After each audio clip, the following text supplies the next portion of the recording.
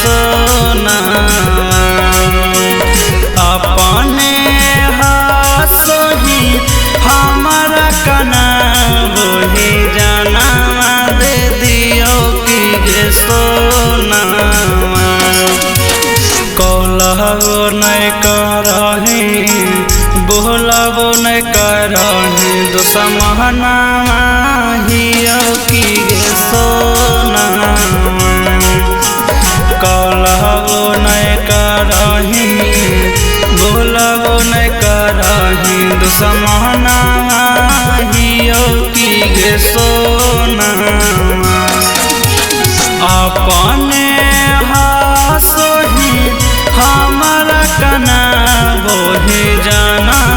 दे दियो कि गे सोना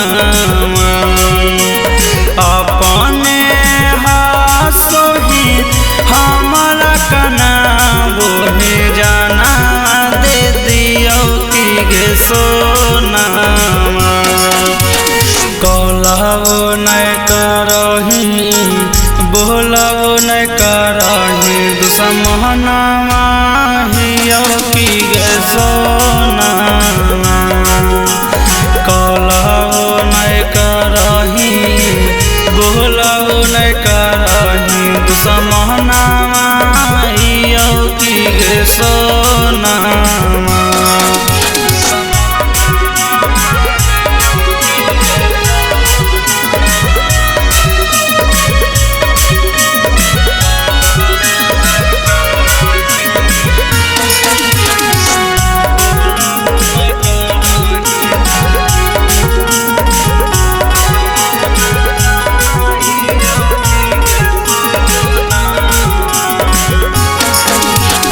एक दिन ऐसन आए तो खोजही गाँव बजरिया शहर में गे गाँव बजरिया शहर में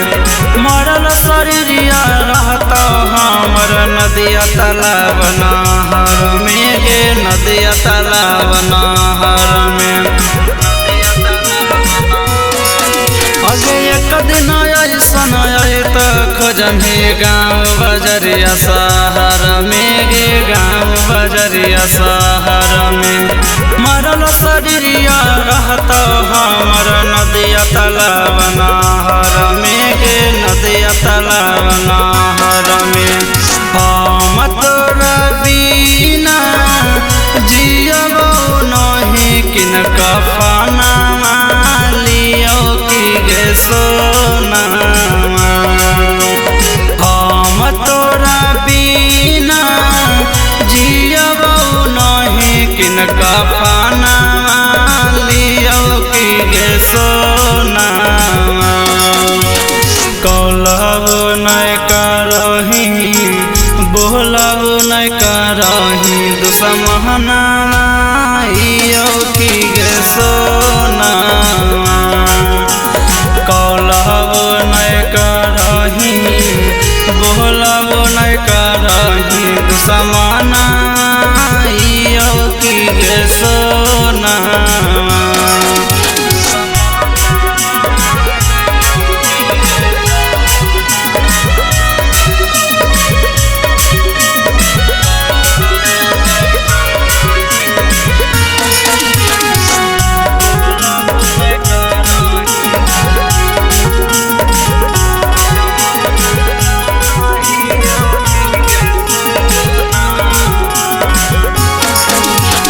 एक दिन ऐसन हालो स्कूल कोचिंग साथे जहानी गे कोचिंग साथे जहानी एक गिलास में पानी पी ले एक थरिया में कहानी गे एक थरिया में कहानी अगे एक दिन ऐसन हालो स्कूल कोचिंग साथे जहानी गे कोचिंग साथे जहानी एक गिलास में पानी पी ले एक थरिया में कहानी गे एक थरिया में कहानी रौसन माना टूके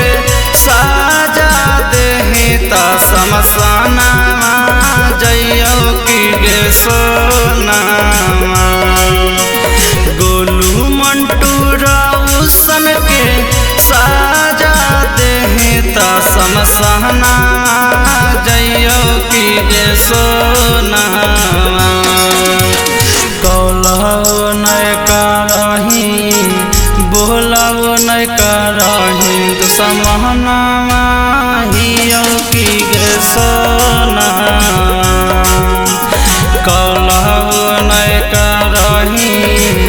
बोलब